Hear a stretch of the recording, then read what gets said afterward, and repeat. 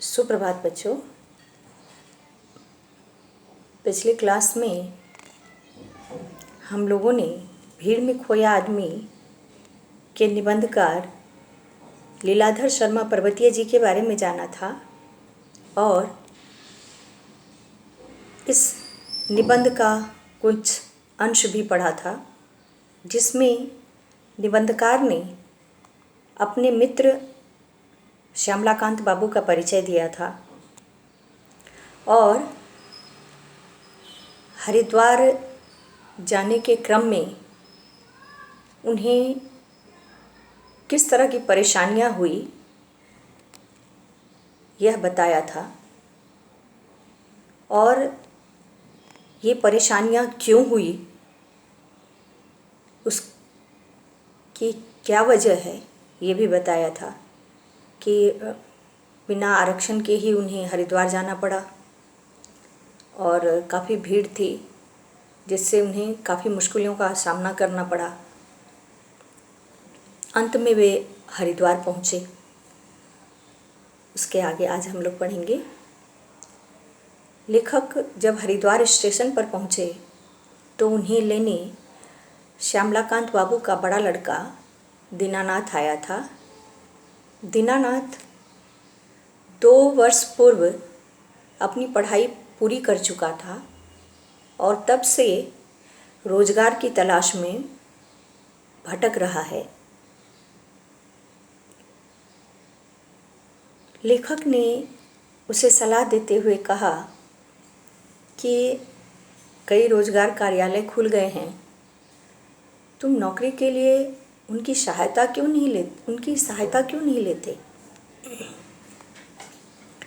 इस पर दीनानाथ ने उन्हें बताया कि वहाँ भी गया था चाचा जी।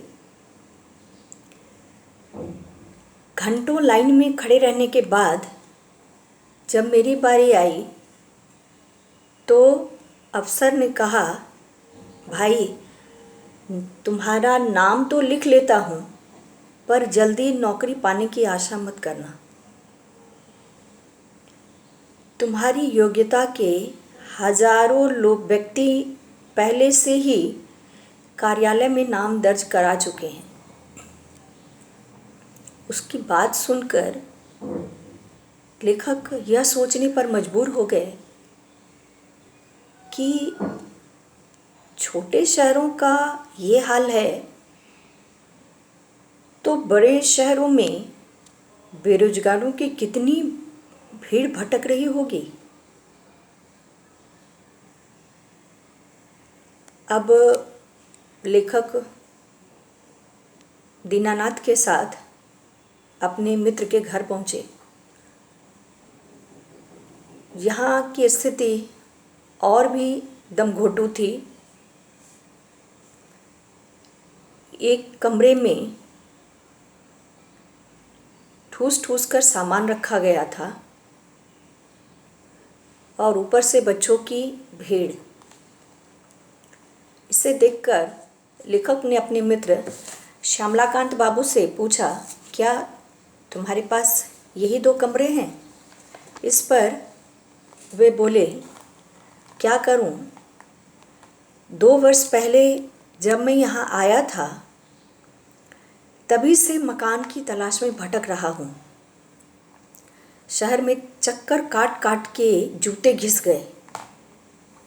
तब कहीं जाकर 1 साल बाद सर छुपाने के लिए ये छत मिली है। न जाने क्यों शहर पहले की तुलना में कई गुना फैल गए हैं। दूर दूर तक कॉलोनी बस गई है, फिर भी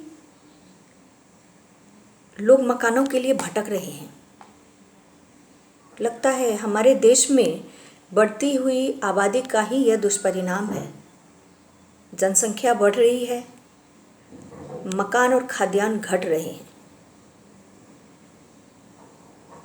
उनकी बातों को सुनकर लेखक कुछ नहीं बोले। उसी समय मित्र की पत्नी लेखक के लिए जलपान लेकर आई। जलपान यानी कि नाश्ता।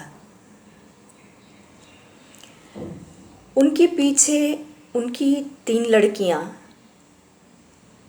जो छोटी थी और पल्ला पकड़े 2 छोटे लड़के भी थे। उनकी स्थिति को देखकर लेखक स्तब्ध रह गए, क्योंकि उनकी काया बिल्कुल दुर्बल थी, चेहरा पीला पड़ गया था।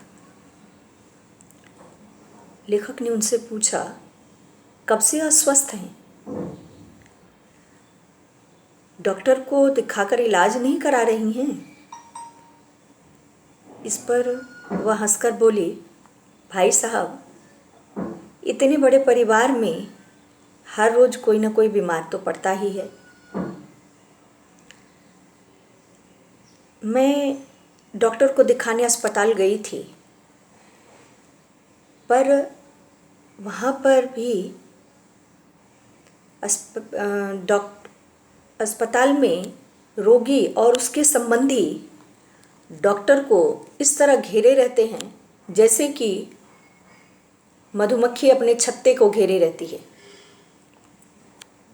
बेचारा डॉक्टर किस किस को देखे। आजकल तो लगता है जैसे पूरा शहर ही अस्पताल में उमड़ आया हो। समझ में नहीं आता ऐसी भीड़ क्यों है।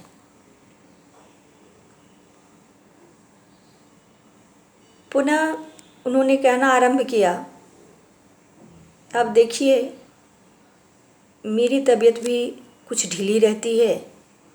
सोचा था विवाह के कपड़े दर्जी से सिलवा लूँगी। बड़े बेटे को दर्जी के पास भेजा भी था, लेकिन वह कई दुकान पर गया। सभी ने पहले से रखे कपड़े की ढेर दिखाकर अपनी मजबूरी जता दी,